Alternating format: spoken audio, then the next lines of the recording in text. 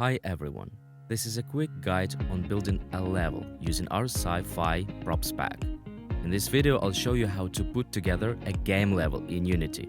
We'll go over where it's best to start, what workflow is the fastest and most efficient, and how to make the level not just functional but also good looking. All the techniques I'll show work with other asset packs too, but we picked the Sci-Fi theme to make things clearer. First, let's load the project into Unity. In the import window, we check all the assets included in this pack and uncheck the ones we don't need. I'll just import everything. The main folder we're interested in is prefabs. That's where all the models are collected. Each model has its corresponding name, so it's easy to find. Before starting the assembly, it's useful to look through the available assets to understand which elements we'll be able to use. For example, I'll put together a few rooms connected by corridors. Each room will be a small, self-contained location. To give you an idea of the workflow for building a room, I'll quickly show you the steps on a small section. We're moving from general to specific. First, we lay out the floors. This defines the area of the future scene. Then, we place the walls, leaving opening for doors. Next, we add the doors. After that, we place platforms and hide differences. Then comes the props. And finally, we add the ceiling, if it's needed. We'll start with the layout. Mark out the rooms, corridors, and movement zones. Think about this. Will the player have multiple routes or just one? Where will the enemies appear? How will the player navigate? As you can guess, it's easier to first sketch out the plan on paper, or even in Paint, and then build it from modules in Unity. Now you'll see a short time lapse of how I do this in Unity after thinking through the level plan in my head. Notice this. To make building more convenient, right from the start I placed all the necessary tiles in the scene, so I don't have to look for them in the folder. I also picked floor tiles so that the whole area of the room doesn't look monotonous. I used two colors and an interesting floor pattern.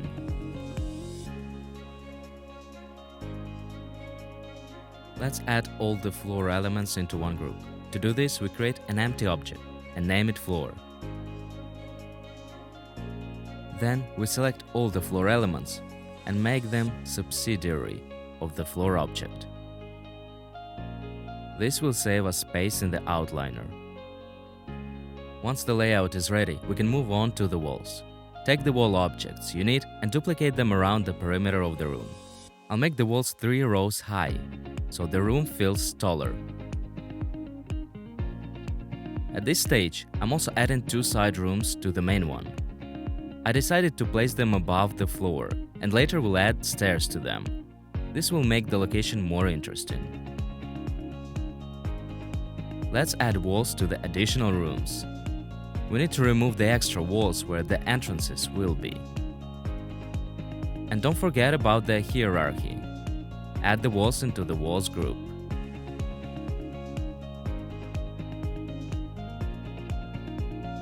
Here's how the room looks now with walls and a floor.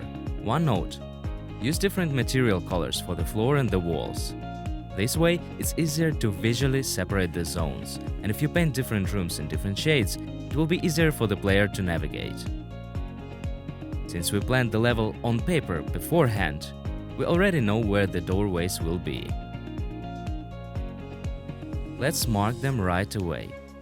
I usually place doors of different sizes and at different heights, because later I'll add platforms with stairs for the taller doors.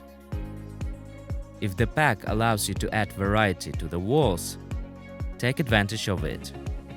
That way, the walls won't look boring and all the same. There's no strict principle here. Just place the walls in some kind of rhythm. For example, 2 walls of one type, 2 of another, 1 of a third. And don't forget to add doors into the wall openings. Since I made the openings different sizes, the doors will also be different. To make the level look less flat, add some vertical variety. Platforms, balconies, stairs, elevators, or even pits. This instantly makes the gameplay more interesting. I'll start with platforms, placing them in logical spots to create small corridors near the doors.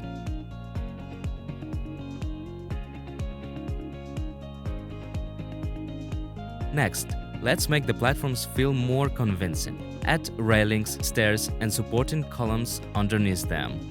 The shape of our level becomes more complex, and we get more depth. It doesn't feel like the assets are just modular and all the same, because we've taken the time to make them look more natural. Now we've added multiple levels, platforms with stairs the player can use to move around and explore the location from different angles. The next stage will be adding decorative and interactive elements, as well as props. The main stage of creating the location is done. Walls, floors, and platforms are the foundation for the future level. At this stage, you should carefully check everything and see if the layout you made works for you. If not, change it right away, because later it will be harder to fix. Now it's time for the bigger details. They define the purpose of the room: storage, lab, control center, or for example, a garage. These objects can serve as cover of obstacles, changing the way the player moves through the level.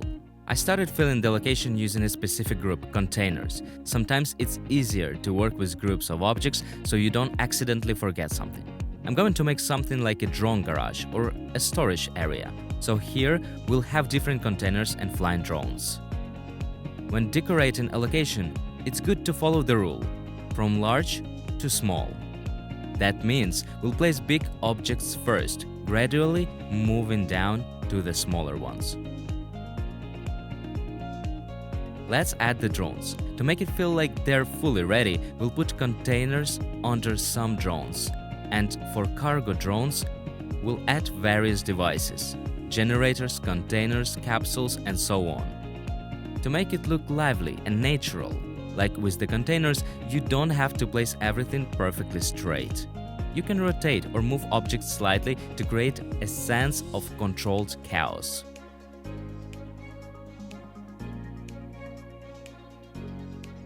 After that, you can add the smaller elements. They make the level feel alive. This can be functional objects or just decorative elements to create atmosphere. By the way, you don't have to use objects exactly as they are intended. For example, we can use a fence as a lamp or a capsule as some kind of turbine in the wall. The main thing is that it looks believable. Depending on the type of game you're making, first person or top-down, you can add a ceiling to the level. Since I want to make a first or third-person game, I'll add one. It's better to add the ceiling at the very end, so it doesn't get in the way while building. You can hang lights, ventilation, cables, and other details on it. To save time, I've made 2 more rooms of camera and connected them with corridors. When creating these rooms, I followed the same principles as for the first one, with a few differences. Room 2 is a bit smaller than the first and has a different type and color of floor and walls. Its theme is something like a repair station. Room 3 has a different shape and its walls are also replaced with white ones. I called it the laboratory. So we ended up with 3 different rooms connected by corridors.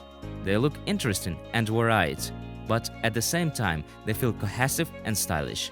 These demo rooms are included in the pack, so you can explore them and check out the details. The final touches on the level are about adding life and interactivity. For example, when the player approaches a computer, give it a cool power-on animation so holograms light up. Make the ventilation fans move. Add a flickering light for a broken lamp or sparks from the electrical panel. A good level always tells a story.